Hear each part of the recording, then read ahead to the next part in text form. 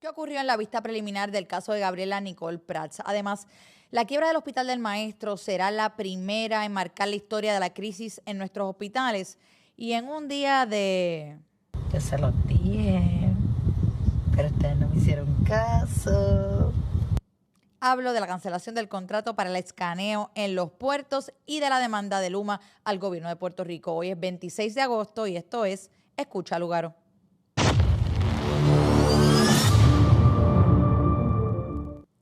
Bienvenidos a Escucha Lugar, el espacio digital donde todos los días ustedes llegan a buscar la información que necesitan para mantenerse al día, pero sobre todo las herramientas para combatir la desinformación. Nos consiguen diariamente en mi canal de YouTube, Alexandra Lugaro PR. Siempre les invito a que se den la vuelta, a que le den like, se suscriban, comenten. Yo me siento ahí de vez en cuando a contestar sus preguntas, pero eso permite que ese contenido le llegue a más personas. También nos encuentran en las redes sociales de Molusco, en Facebook, en Instagram y en TikTok, y en las mías personales, en las mismas 3 plataformas. Bueno, vamos al mambo que hay muchísimo de qué hablar hoy. Hoy es un día importante. Voy a ponerlos al día con lo que está ocurriendo en diferentes temas, desde el caso de Gabriela, la Junta de Control Fiscal, pero vamos a hablar de temas importantes con respecto a contratos y demandas que nos afectan a todos. Comencemos con el caso de Gabriela Nicole Prats, un caso del que vamos a estar hablando largo y tendido. En el día de ayer se llevó a cabo la vista preliminar. Esta vista, es importante que ustedes entiendan que es parte de un proceso. Primero se da una vista de causa para arresto, eso ya ocurrió. Ahora viene la vista preliminar, que no es un juicio, no es otra cosa que la fiscalía tendrá que probar que hay algún tipo de conexión entre las personas que están imputadas y estos hechos. Con eso basta para que se declare una causa para acusar. Así que estas personas hasta ahora no están acusadas. Eso es lo que se determina en una vista preliminar, la causa para acusar en un juicio. Por eso es que es bien importante esta parte del proceso. En este caso, diferentes medios de comunicación han solicitado que la vista sea televisada. En el día de ayer, la jueza dispuso sobre esta petición. Veamos lo siguiente. A las 10:28 de la mañana, ahí está Lugaro diciendo, yo se los dije, no sé por qué ella está metida ahí. Presenta que es, porque, aunque yo se los dije que esto iba a pasar, pero no era el momento. A las 10:28 de la mañana se reanudaron los procesos en la sala y la juez informó que ambas partes determinaron que el rostro de Avilés Cabrera no se podrá mostrar ni ser enfocado durante la transmisión, pero se podrá escuchar la voz. El mismo acuerdo aplicará para los testigos, en su mayoría menores de edad. Es decir, se ha dispuesto que para esta vista se va a escuchar los testimonios de los menores de edad, pero no se van a ver su rostro. Importante sobre esto. Mira, yo creo que esto plantea una seria pugna entre la libertad de prensa y los derechos de los acusados. Y yo sé que este caso genera unas pasiones distintas. Todas las semanas en nuestros tribunales hay casos de asesinato en primer grado, todas las semanas. La única diferencia es que en este caso, pues hay una sed de morbo adicional, porque estamos hablando de menores de edad, estamos hablando de un caso a puñaladas, y pues claramente la población está sedienta de venganza, de consecuencias, de justicia. Pero yo les aseguro que atropellar los derechos de un acusado en un proceso no es justicia. El tener una menor de edad expuesta en un momento donde todavía no ha sido acusada, cuando en esta vista preliminar podría encontrarse, dependiendo de lo que plantee la defensa, causa por un delito menor. Si se encontrase causa por un delito menor, este caso hay que revertirlo al tribunal de menores, porque no puede ser visto en un tribunal de adultos. Y ya la cara de esta niña ha circulado todos los medios nacionales del país. Así es que miren, dentro de todo el proceso, yo sé que es bien difícil defender esto y a la gente le cuesta mucho. Yo lo leo en sus comentarios, porque todo el mundo lo que quiere es eso, que la encierren, que la apaguen las luces, que si los dejan le dan pena de muerte también. Pero tenemos que entender que las circunstancias particulares del caso no pueden motivar nuestro deseo de defender los derechos en el proceso, porque hoy es Antoniesca, mañana puede ser usted el acusado y usted quiere asegurarse de que sus derechos constitucionales sean protegidos en el proceso. Yo creo que podemos ver justicia sin tener que arrollar los derechos de una persona. Vamos entonces a un tema que puede comenzar lo que es un efecto dominó en una crisis de hospitales en Puerto Rico. Se trata de la quiebra que fue radicada por el Hospital El Maestro. El Hospital El Maestro radica esta quiebra y esto es crónica de una muerte anunciada, un escenario que debimos haber visto venir hace muchísimo tiempo. De hecho, cuando uno ve el cuadro financiero de este hospital, es devastador. En la solicitud de quiebra, una solicitud de 104 páginas, se detalla que el activo principal que existe para el Hospital El Maestro es pues, la infraestructura que tienen en la sede de la calle Domenech, inaugurada en diciembre del 59 tras una construcción, ay Dios mío, qué innecesario.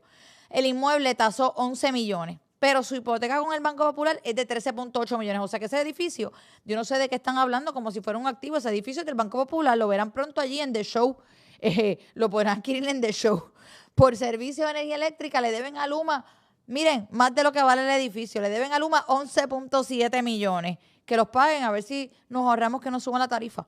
Además del banco y Luma, los acreedores principales incluyen Departamento de Hacienda, el Departamento del Trabajo y Recursos Humanos, y al IRS le deben 680,000 en retenciones. Es decir, le retuvieron dinero a sus empleados que no remitieron al IRS. Y en reclamaciones legales pendientes tienen 1.7 millones por impericia médica, 67,000 de cuotas sindicales. Bueno, el cuento es largo. Pero yo creo que lo importante sobre esto es lo siguiente. Esta no es la única situación que vemos así en nuestros hospitales. Yo creo que es bien importante que las comisiones de salud, tanto de Cámara como de Senado, se pongan para su número, que el secretario de Salud se ponga para su número. Tienen que existir mecanismos de fiscalización por parte del gobierno de estos hospitales, porque el Hospital El Maestro hizo serios cambios para evitar llegar a donde estaba. Vamos a ver los cambios que estuvieron haciendo para tratar de ver si se balanceaban un ratito más en esa cuerda. La entidad creada por la Asociación de Maestros y cuyo presidente es presidente de la Junta de Directores tomó la decisión de acogerse a la ley de quiebras tras años de problemas financieros y de intentos de lograr una venta de sus operaciones. Más recientemente, a principios de mes, el Servicio de Rentas Internas confiscó sus cuentas, luego redujeron su plantilla de 217 a 62 empleados y dijo que quería reducir sus camas a 18. De hecho, ayer se hizo una inspección ocular de las 18 camas. 7 estaban funcionando. Usted me dice que usted tiene un hospital completo con solamente 7 camas disponibles, que ni siquiera está prendiendo los aires acondicionados con todos los riesgos que eso implica. Eso es para que el Departamento de Salud hace rato hubiese dicho apaga y vámonos, hubiesen transferido esos pacientes y hubiesen hecho un proceso ordenado de transición. No dan para más. Pero lo peor del caso es que esto nos anuncia que no es solamente el Hospital El Maestro, hay muchos otros hospitales, podríamos hablar hasta más de 20 hospitales en la misma situación. ¿Qué estamos esperando para hacer algo? No sé. Más allá de eso, yo creo que es bien importante el detalle de que este hospital no remitió a Hacienda las retenciones de sus empleados.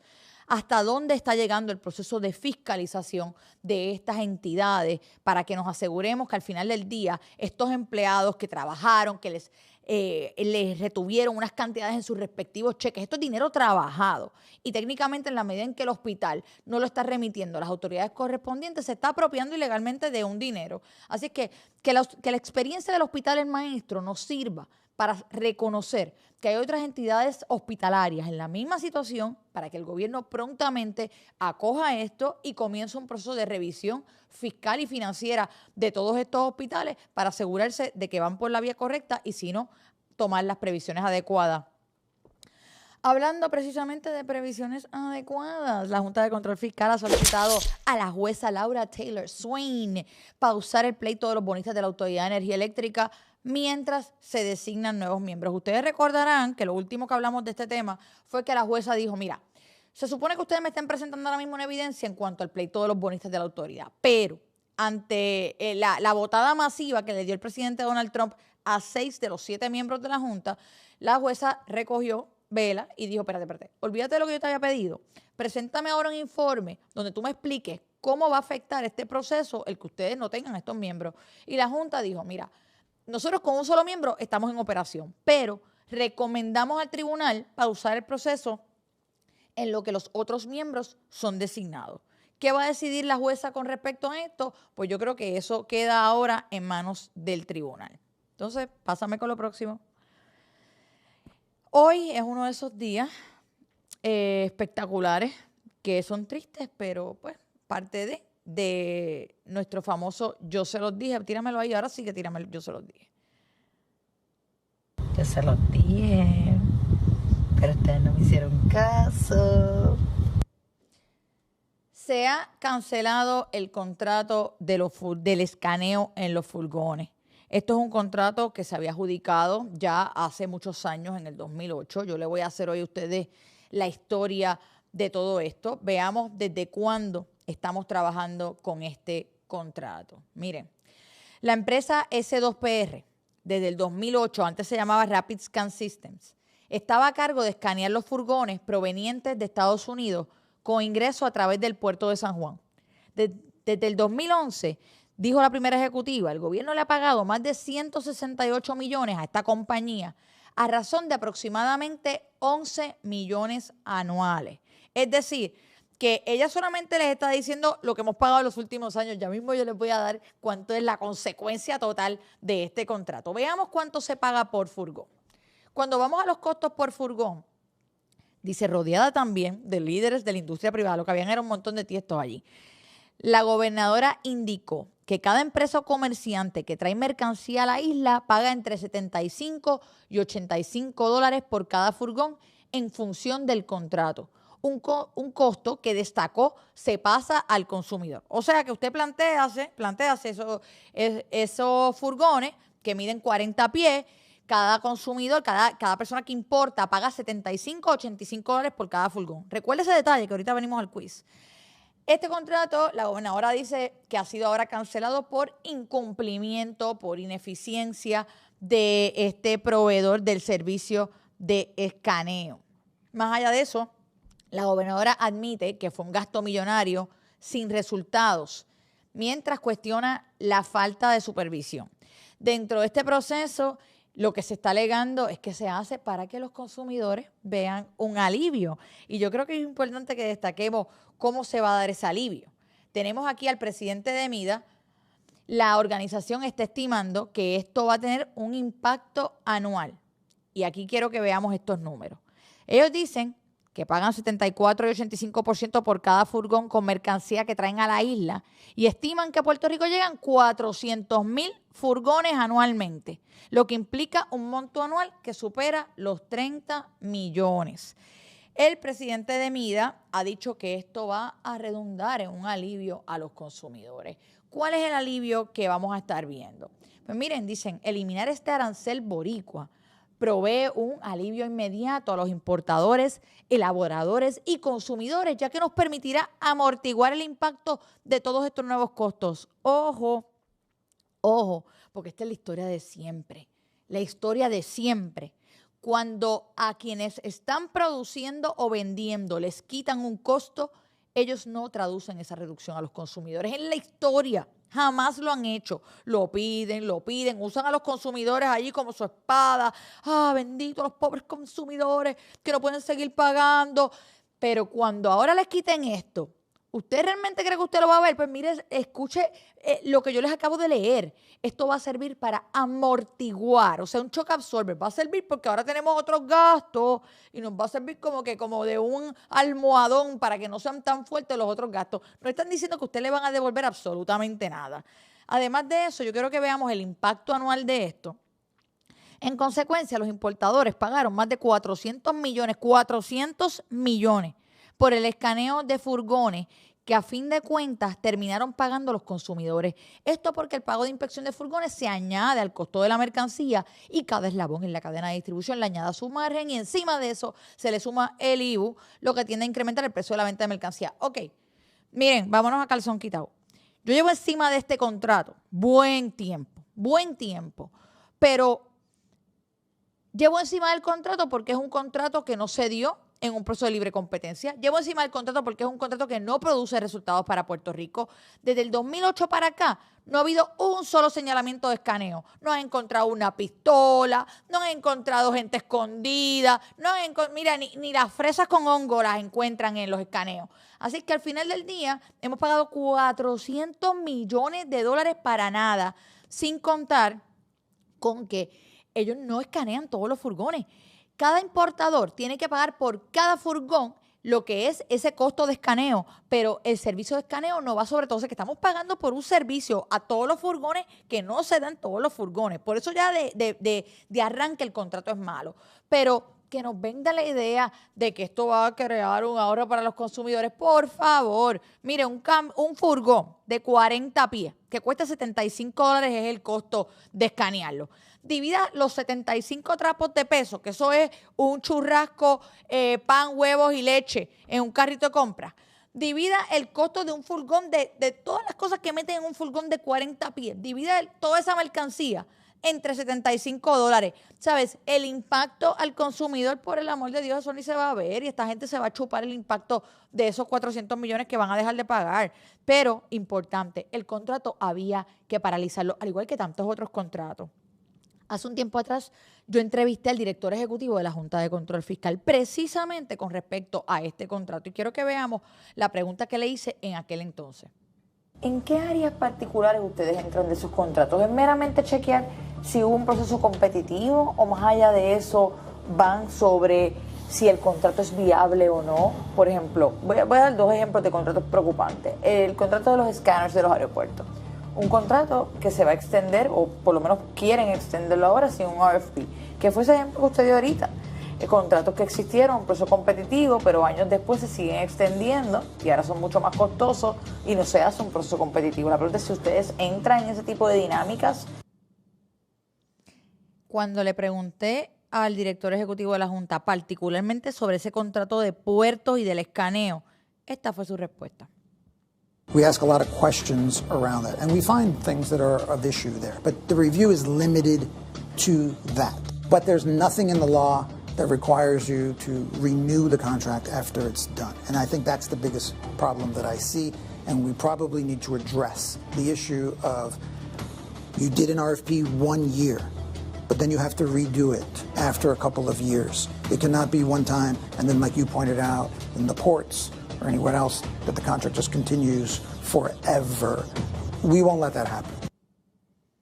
El director ejecutivo de la Junta, Robert Machete Mojica, fue muy claro en aquel momento en su respuesta y dijo, mira, como tú estás diciendo, esta gente aprueba un contrato, hace una subasta una vez en el 2008 y después de que hacen una subasta, cogieron y enmendaron ese contrato para extenderlo 6 veces sin volverlo a llevar a un proceso competitivo. Y la Junta le envió una cartita muy bonita ahí a el director de puertos, Norberto Negrón. En esa carta, si me puedes agrandar un momentito ese penúltimo párrafo.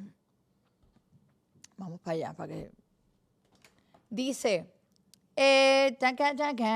ok, esto es una revisión, miren, in accordance with the contract review policy, estoy leyendo el primero. Contract review policy of the Financial Oversight and Management Board for Puerto Rico established pursuant to blah, blah, blah. We have reviewed the proposed amendment to the contract. Están diciendo, de acuerdo a la política de evaluación de contratos, nosotros hemos evaluado el contrato del que estamos hablando de Puerto. Y dice, after reviewing the proposed amendment, the Oversight Board concludes approved with conditions.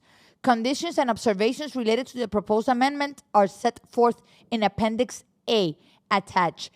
Quiere decir, nosotros después de evaluarlo, lo vamos a aprobar con condiciones. Las condiciones y las observaciones las encuentran en el anejo. Vamos al anejo.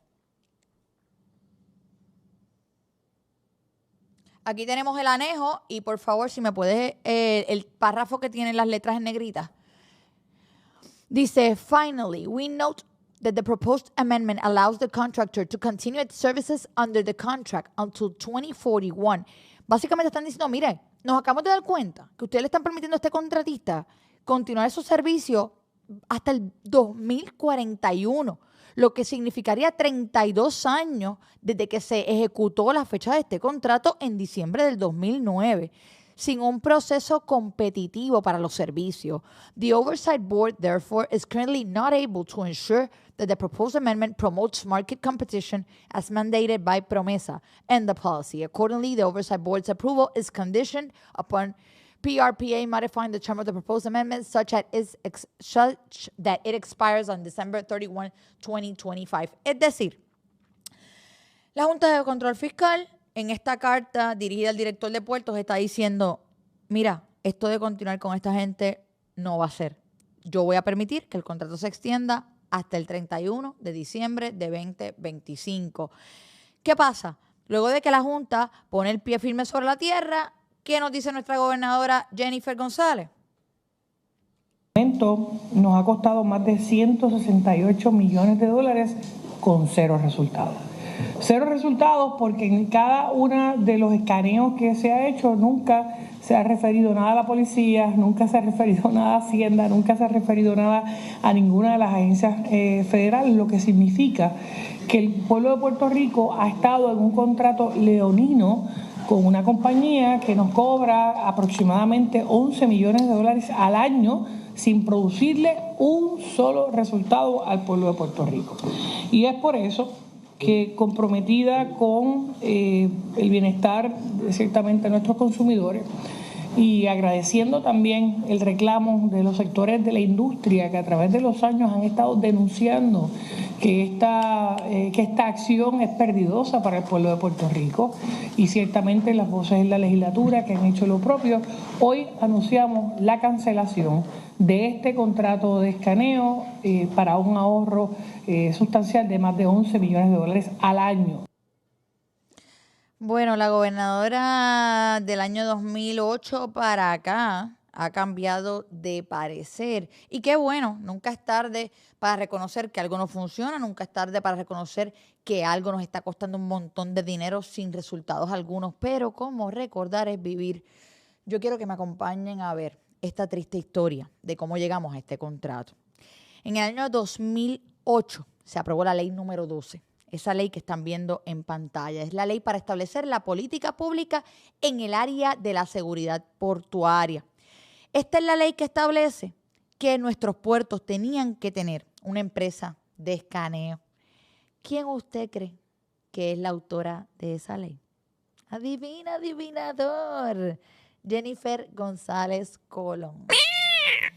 Luego de esa ley se dispuso un contrato con la compañía Rapid Scans, que lo podemos ver en pantalla.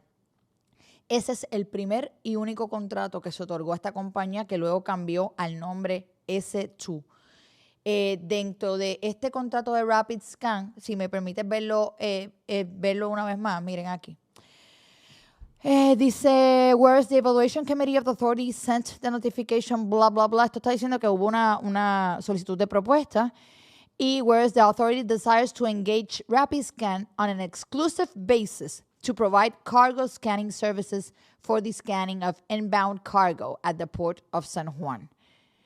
Básicamente, le dan este contrato a la compañía RapidScan desde este año y este contrato ha seguido extendiéndose. Usted se preguntara, ¿cómo un contrato de tantos millones de dólares solamente fue a un proceso competitivo una vez para ese 2009, nunca volvió al proceso competitivo, lo siguieron extendiendo, tanto así que la Junta acaba de decir, ustedes quieren tener este contrato 42 años sin llevarlo a subasta.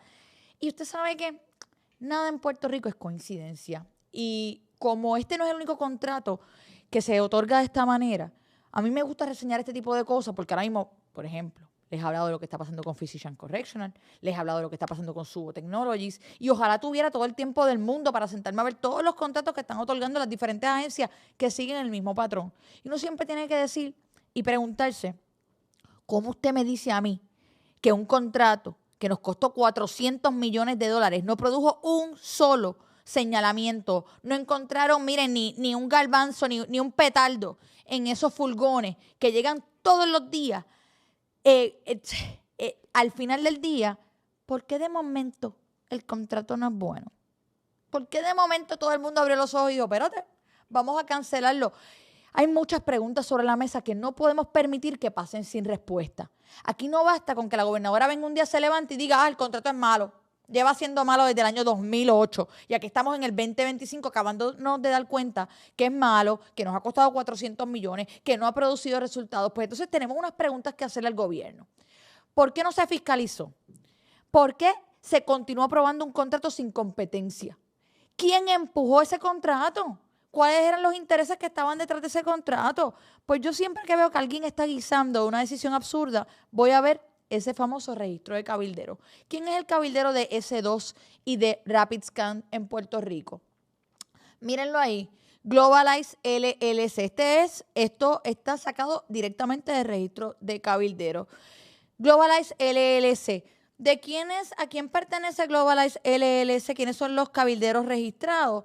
Son, miren las compañías ahí, Rapiscan y S2, las dos compañías de puertos, Alfredo Escalera y Manuel Martín. ¿Qué hemos estado hablando en tiempos recientes aquí? Ustedes han escuchado de esta firma de cabilderos, Politank, que era una firma fundada por el actual secretario de la Gobernación, Francisco Domínguez. ¿Y cómo lo hace? ¿Cuál es el negocio? Pues yo les voy a explicar cuál es el negocio. El negocio que no han querido decir es que Politank fue vendido. No han querido decirle a nadie quién compró Politank, pero en todos lados, y voy ahora a los alegadamente, porque como no han querido confirmarlo y la gobernadora tampoco ha sido quien para ser transparente y confirmarlo, lo que se alega es que quien adquirió Politank es Globalize. Se dice en todos lados. Así que la misma empresa que nos lleva empujando desde 2008 un contrato que no ha producido resultados, que nos ha costado 400 millones, es la misma empresa que hemos podido ver que tiene las puertas abiertas al gobierno de Puerto Rico. Así que al final del día, siempre hay que ver quién está guisando detrás del proceso porque nos ha costado. Le ha costado a la industria, le ha costado a los pequeños y medianos comerciantes, le ha costado a los consumidores, pero ¿cuántos años nos tomó ver? Lo otro que tenemos que preguntarnos, ¿qué pasó allí? Porque, ¿cuál es el disgusto? ¿Por qué de repente le cancelan el contrato a unas personas que han protegido por tanto tiempo? Algo tiene que estar pasando. Y en otro yo se los dije moment, tan reciente como el día de ayer. Ay, yo no me acuerdo si yo les pude sacar el pedacito del yo se los dije de ayer. ¿Lo tenemos? Ay, qué pena. Pues para que no se lo pierdan, yo se lo voy a poner al final, se lo voy a pasar por el drop acá a mi control. Esta es la magia del podcast, ¿quién sabe?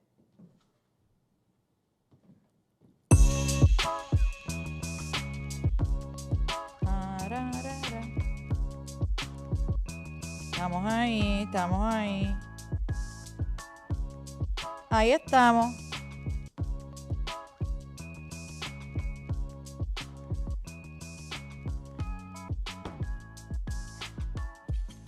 En lo que llega, miren, ayer yo se los dije un momento, yo les estaba hablando de la disputa, el proceso de disputa que hay entre Luma y el gobierno. Les expliqué cuáles son los diferentes pasos en ese proceso.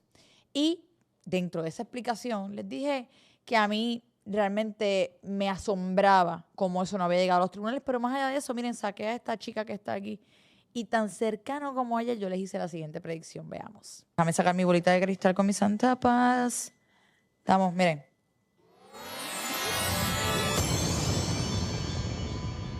Esto va a tomar mucho más de lo que ustedes se creen, porque Luma no se va a quedar dado. Luma va a llevar al gobierno de Puerto Rico a los tribunales. Acuérdense de esto. Luma va a tener que recurrir a los tribunales. Eso va a estar ocurriendo en menos nada. Eso se los dije ayer. En menos nada. Y en menos nada es que, miren lo que tenemos aquí. Luma demanda en el Tribunal Federal al gobierno de Puerto Rico para frenar el proceso de cancelación del contrato. Y si usted es como Santo Tomás, ¿qué tiene que ver para creer? Miren la portada aquí de la demanda, se las tengo fresquecitas. Acababa de salir del horno del Tribunal Federal. Esa es la demanda. ¿Qué se alega en la misma? Veamos. Desde el primer momento, la Autoridad para Alianzas Público-Privadas ha insistido incorrectamente en que las controversias alegadas son de naturaleza técnica cuando no lo son. Estos asuntos deben atenderse a través de la mediación, sostuvo la empresa en declaraciones escritas. Añadió que ha habido más interés en cumplir con un calendario motivado políticamente que en buscar una verdadera resolución a estos temas. Esto es lo que ellos alegan. La pregunta es, ¿qué solicitan? Veamos. Ellos están solicitándole al tribunal, número 1, que ordene a la Autoridad de Alianzas Público-Privadas y a la Autoridad de Energía Eléctrica que participen de una mediación sobre esta disputa. Lo segundo es que prohíba que se activen procesos de disputas técnicas hasta que se decida la clasificación de las presentes disputas. Lo tercero es que declare si las controversias planteadas en la Carta del 22 son o no técnicas. En su escrito de 24 páginas, Luma argumenta que la Autoridad de Alianzas Público-Privadas y la Autoridad de Energía Eléctrica han rehusado mediar el asunto en claro incumplimiento con el contrato y que intentan manufacturar un pretexto para empujar a Luma fuera de Loma y regresar a los días en que Prepa operaba como un monopolio sujeto al control político. La empresa advirtió al tribunal que permitir que se clasifiquen como técnicas las 6 controversias notificadas sería un uso indebido de un mecanismo diseñado para asuntos puramente técnicos y no para disputas contractuales o financieras de de gran escala. Esto es solamente la primera de muchas batallas legales que se darán entre Luma y el gobierno. Y aquí voy a cerrar con lo siguiente. Tírame mi opinión. Esto es la opinión de Lúgaro. Yo estoy en récord con mi postura de Luma. Cuando yo aspiré a la gobernación en el año 2016, este contrato no había sido firmado. Hubo un foro energético donde todos los candidatos estuvimos allí. Y mientras el candidato electo le vendió a Puerto Rico entero que no iban a haber aumentos tarifarios, mientras le vendió que esta gente iba a poder administrar esto con la mano izquierda amarrada, yo fui muy enfática en que el contrato con Luma era un contrato que era nulo de su faz, era leonino, que no debía firmarse. Así que estoy en récord con eso. Pero como estoy en récord con eso, estoy en récord con otras cosas. Y es que yo no voy a venir aquí, luego de que se firmó un contrato y se llegaron unos acuerdos, a mentirles a ustedes sobre las posibilidades que tenemos ahora, años después, con un sistema energético que está en el piso, que es un dinosaurio mohoso, en una quiebra de la Autoridad de Energía Eléctrica, que se está dilucidando en un tribunal, con una Junta de Control Fiscal que está despedazada. El otro día yo hablé sobre el tema de la demanda por los enseres. Y esta que está aquí, ahora mismo tiene la cafetera y el horno dañado, sin contar que se me dañaron aires acondicionados, 1000 cosas en el proceso, que todas se me dañaron por los problemas de voltaje en mi casa. A mí me encantaría que Luma me pagara mis enseres. Ojalá me pagara mis enseres. Pero cuando el otro día yo dije aquí, esta demanda que se está llevando a cabo en los tribunales es muy bonita políticamente, se tenía que hacer porque hay que enfrentar los monstruos, hay que enfrentarlos, aunque se pierda, hay que enfrentarlos. No me parece que el gobierno vaya a prevalecer en esa demanda. Pero aún si prevaleciera, yo fui muy clara en lo siguiente. Cuando Luma presupuestó con el gobierno los gastos operacionales, no se presupuestó una partida para pagar por enseres. Así que quiere decir que aún si el tribunal ordenase a Luma pagarnos a nosotros los enseres dañados, ¿qué va a hacer Luma? Luma va a ir al tribunal y va a decir, pues está bien, tribunal, yo los pago. Pero cuando yo me senté con el gobierno a hacer el presupuesto operacional, se hizo una partida para los transformadores, hay una partida para la vegetación, hay una partida para los postes. Espérate, ¿dónde está la partida de los enseres? No, partida de los enseres. Yo no tengo una partida para pagar enseres. Pues está bien. Una de dos, o que el gobierno me aporte una cuenta para pagar los enseres y el dinero del gobierno, tú sabes dónde viene, ¿verdad? Porque Jennifer no tiene una máquina de imprimir chavos, ni tiene maones de eso. Realmente el dinero sale de sus contribuciones y de las mías. Así es que los enseres los vamos a pagar o con nuestras contribuciones o los vamos a pagar en aumentos tarifarios en la luz que consumimos. Así que al final del día los enseres los pagamos nosotros como quiera. Y dentro de este proceso, el otro día cuando yo dije esto, unas personas escribieron, parece que el Lúgaro ha sido comprada también por Luma y ahora está en toda esta defensa, metiéndonos miedo con que si se aprueba lo del Supremo vamos a tener que pagar también en los aumentos tarifarios, los enseres. Pero que ustedes quieren que les mienta. O sea, si usted no quiere escuchar la verdad, pues hay muchos otros podcasts a los que puede usted sintonizar. Y lamentablemente asumir las posturas correctas, decir la verdad, pues es duro. ¿Por qué? Porque se ha llegado a negociaciones malas. Son contratos malos. El contrato con Luma es malo. El contrato de los escáneres era malo. El contrato con Subo es malo. Los contratos con Genera son malos. El contrato del puerto es malo. Pero el contrato no lo firmé yo, no lo firmó usted. Pero vivimos con las consecuencias de la firma de esos contratos. Y esos contratos son ley entre las partes. Y hay que ir a los tribunales si queremos cambiarlo. O tenemos que coger personas más competentes para que firmen mejores contratos y negocien mejores contratos. En lo que la chava y viene, sepamos que esa es la realidad con la que nos ha tocado vivir. Y yo creo que es importante, para cerrar este Escucha Lúgaro, que reflexionemos sobre las consecuencias. Porque siempre hablamos de que a mí no me importa la política. No me hablas de política, a mí no me gusta hablar de política. Estas son las consecuencias del proceso político. Las consecuencias del proceso político es una Junta de Control Fiscal despedazada, es un hospital El Maestro que quiebra luego de años de irresponsabilidad financiera, es ver violencia en nuestras calles, tener que ver una vista televisada de una menor de edad. En estos casos, todos esos procesos son políticos. Y yo solamente quiero invitarlos a la reflexión de cuán importante es educarnos sobre estos temas, estar informados adecuadamente y sintonizar espacios como este, donde usted obtiene la información y también evita que yo tenga que seguir repitiéndoles. Se los Tengo a mi gente bien dije, lenta hoy. pero ustedes no me hicieron caso. Bueno, ahora sí que sí, acabamos con este Escucha Lúgaro. Agradecida del apoyo que nos brindan. Miren, estamos a ley de nada para los 95,000 suscriptores, así que si a usted le gusta lo que está viendo y usted quiere que este contenido lo reciban más personas, lo único que yo les pido a cambio es vayan al canal, se suscriben, le dan like, comentan. No tienen más, ni le den like ni comenten. Vaya y suscríbanse por el momento. Como quiera, les anuncio. En breve, ya al mediodía, estoy en vivo en La Real por Molusco TV. Vamos a estar discutiendo muchísimos temas bien importantes, así que no dejes de sintonizar. Luego a las 5:55 en vivo, en Última Palabra, tengo al director de cumplimiento legal de Luma. Vamos a estar haciéndole las preguntas con respecto a esta disputa que ellos esperan obtener a calzón quitado, que nos contesten cuál es el proceso que se está ventilando en el tribunal. Y además de a Luma, tengo a Joel y a Héctor el Fader. Héctor iba a ir ayer, pero decidió venir hoy, así que hoy tenemos a Joel y a Héctor. Vamos a estar discutiendo, miren, parecería que vamos a hablar de música de reggaetón del viejo, pero no. Vamos a hablar de iniciativas para sacar a nuestros jóvenes de la calle, iniciativas para reducir la violencia entre nuestra juventud. Y claro, voy a estar con Francisco Pared discutiendo todo este tema de la crisis en los hospitales y cómo esto podría comenzar siendo, miren, un efecto dominó con otros hospitales. Así es que ya saben, nos vemos a las 5:55 de la tarde en Última Palabra. Y por lo demás, que tengan un bonito día.